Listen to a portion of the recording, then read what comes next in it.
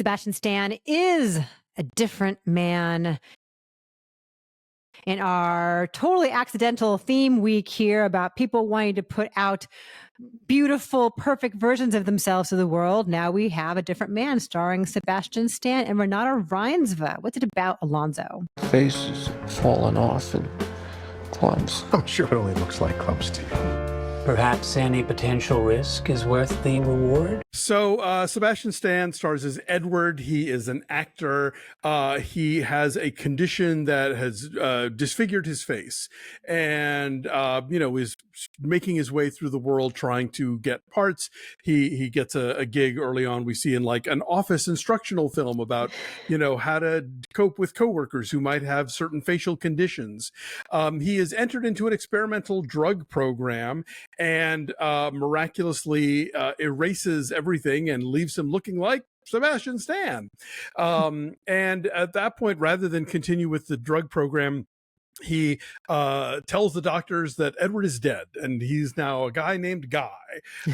And he goes into real estate with his new Sebastian Stan face, but he finds himself obsessed with the role that he was perhaps born to play in a work by Renate Reinsve, who you may remember as the star of The Worst Person in the World, who speaks great English, which apparently pretty much everybody in Scandinavia does, I am told, but she is a dynamite actress, and I'm thrilled to have her back. Sort of hovering around the play and getting to know folks is Oswald, played by Adam Pearson. He's an actor with neurofibromatosis. You may remember him from Under the Skin or Chained for Life.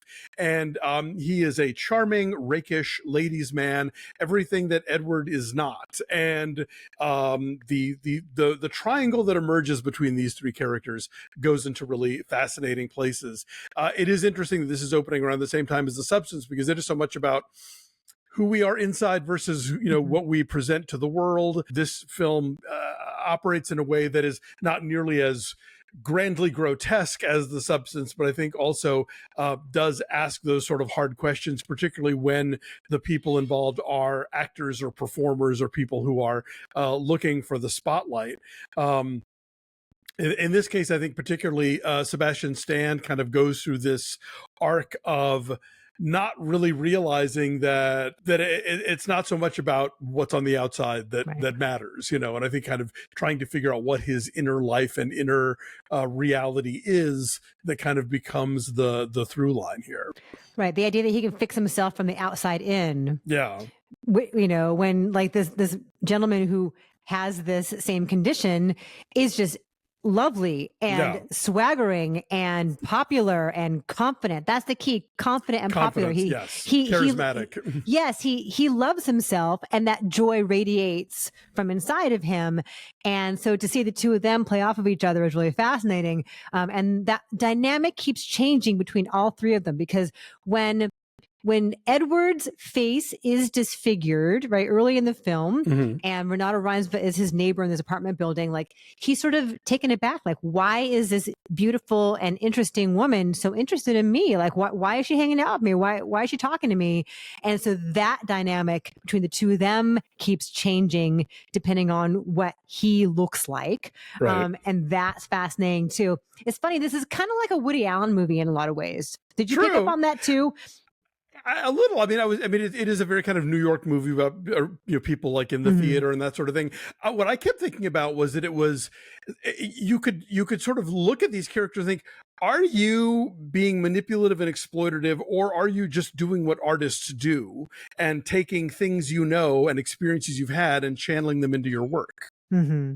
Oh, you mean as far as like the play, or as far as like the movie itself, or both? No, not the movie itself, but I think the play. I think there are times where we're meant to ask, like, if the Renate Reinsve character is sort of like, taking advantage of her experiences with Edward in terms of creating the play, is Oswald as charming and well-intentioned as he seems, or is he a total Eve Harrington? Because he does certainly seem to worm his way into things being sweet and charming all the way, but it's like he still gets what he wants all the time. And so, I think we're left to kind of contemplate a motive and intention a lot of times, which is a whole other layer to this movie that I found really fascinating.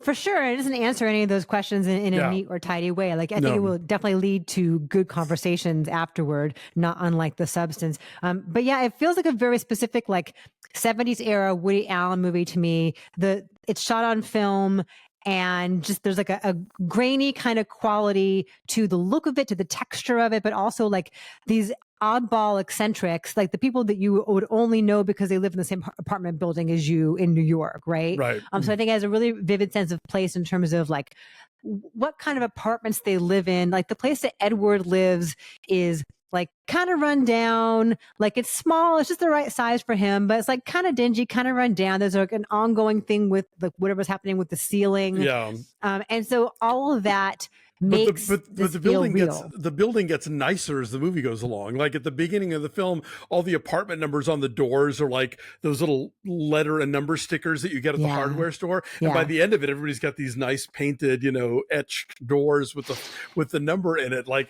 the things get better because you ask for them, which Edward never does because he's not confident enough to do so, and he lets things get worse and worse because he doesn't want to speak up.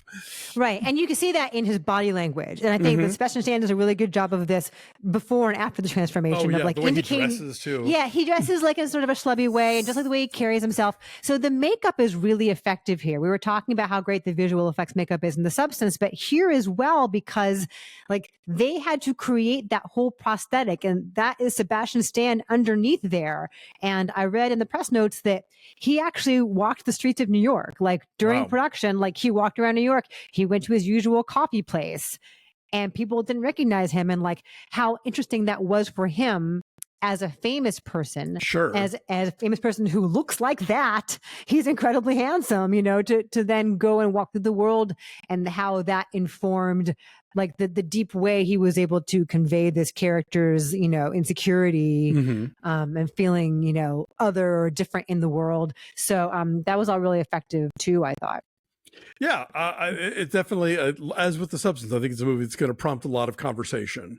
And weirdly, like in a different way, it reminded me of Basket Case only because the character in that movie lives in this a much grungier version, but also in an apartment building with eccentrics and a nice lady next door. And there were aspects of that made me think about that movie just as a quintessential New York movie, you know? Yeah, for sure. And then there are some like really explicit nods to Woody Allen later on that I don't want to get into. Yes. And arguably My Dinner with Andre, but yeah, no, I like this a lot though. I did. I like that Sebastian Stan takes chances like this, you know, like this, or like, what was the one where he's a cannibal? It was a one-worder. It's a one-word thing. It was on Amazon or it was on Hulu. Fresh. Thank you. Yeah. So he'll do something like this, or he'll be like Jeff Galooly. Yeah. Was Monday. Yes. He'll be like Jeff Galooly and I, Tonya. You know, it would be so easy, given what he looks like and given that he is, you know, an Avenger, to just do that kind of like big splashy thing. But he's a producer on this too. So he's like taking his clout to make really daring indies, and I really admire that about him. And Renate Reinsve is great in this because she's charismatic as hell, but also like maybe unlikable and maybe untrustworthy, and she has to kind of ride that line of keeping us guessing but also keeping us watching.